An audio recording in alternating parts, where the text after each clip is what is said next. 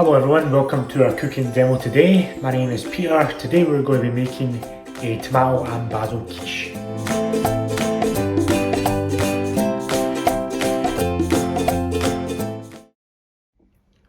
So this is all the ingredients we need for today's quiche. So we need some plain flour, some basil, cherry tomatoes, some cheese, 3 eggs, some butter and some double cream. And I'm going to talk you through the recipe and how we're going to cook this today.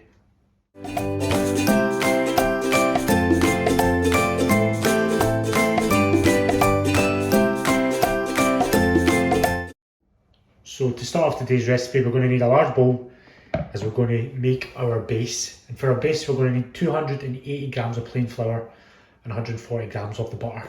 So if you've got a set of scales, ideal. If not, I'll tell you how many tablespoonfuls of each you need for each one.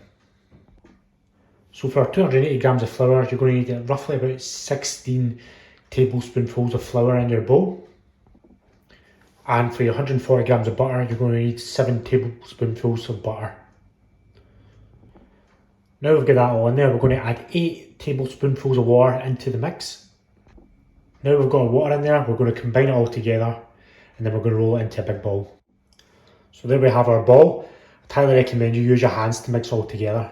If it is a bit dry, you can add a bit more water. And if it is too watery, you add a wee bit more flour into the mix. Don't add these things too early, because it does take a while to combine with the butter and the flour mixing together. So don't add it too early.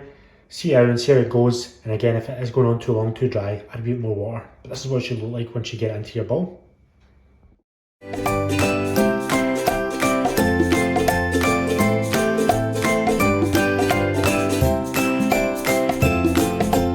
When you get your ball onto a lightly floured surface, you're going to roll that out. Hopefully you have a rolling pin you can use, so you use your rolling pin to roll that out, like so.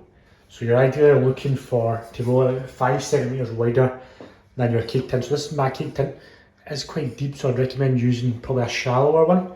And I'm going to use this one, so you want it about 5 centimetres coming out here width to the diameter, so you can get the bit to hang down. And then we're going to transfer that into our cake tin. So you should have it like this, obviously with a wee bit of overhang over the edges, which is fine. And we're going to push down right in the corners. The overhang we're going to cut it off once it's cooked. You can cut it off with one, but we're going to leave it today until it's cooked. So you want to push in the corners to make sure they're nice and tight.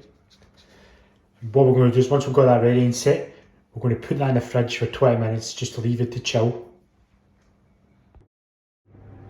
So now we've left that to chill, we're going to firstly preheat our ovens to 200 degrees or gas marked 6, just to make sure our ovens are hot enough ready for this to go in. And then what we're going to do is we're going to get a fork, we're going to lightly prick just the bottom of it, so just leave wee marks, just like so, if you can see them. So you're just going to prick all over it.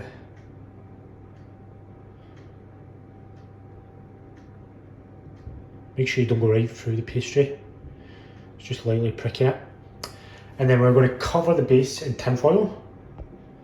So now you've got your base covered, you would usually use baking beans to put in there and then cover with tin foil, and that way it holds a better shape when it's in the oven. We don't have baking beans, so rice is a good alternative. I'm going to put rice in mine, but if you don't have either of them and you're not going to use them, it's not going to make too much of a difference. Tin foil is used just to create a stronger base for the filling that we're going to put in our quiche today. So I'm going to put the rice in it, cover it and then get it in the oven. So we've got that covered. We're going to blind bake in our oven for 20 minutes until it's ready to put our fillings inside it.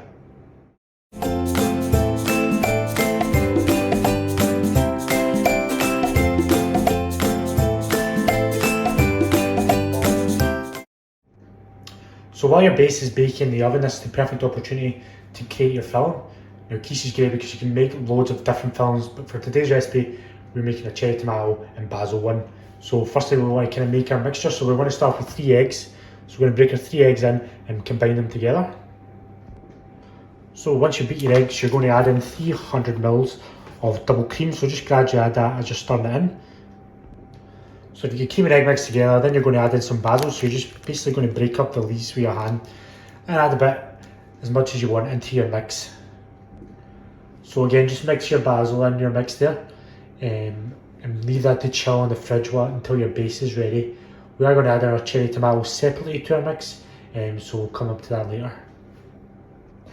So we now have our base baked, so we want to remove the tin foil and all the rice inside it and just have our base. So now we've done that, we're going to add half our cheese to the base. So I've gone for the Padano.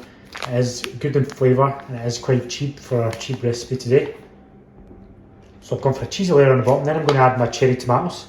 So you can either put them in whole, you can cut them in half, you can chop them up however you like, however you acquire the taste. So I'm going to cut them in half, pour them in my base. Now that I've got that, I'm going to add in our egg and cream mix that we made up earlier. Now just be mindful that this may rise a wee bit, so you don't want to go overfilling it. But once you've got that mix in, we're going to add the layer of cheese on the top. And that is the mix ready. I'm going to cut down the edge of the pastry this time before I put it back in the oven. And there we go, we have our quiche ready to go back in the oven. We're going to pop that back in the oven for a good 25 minutes and see if it's ready.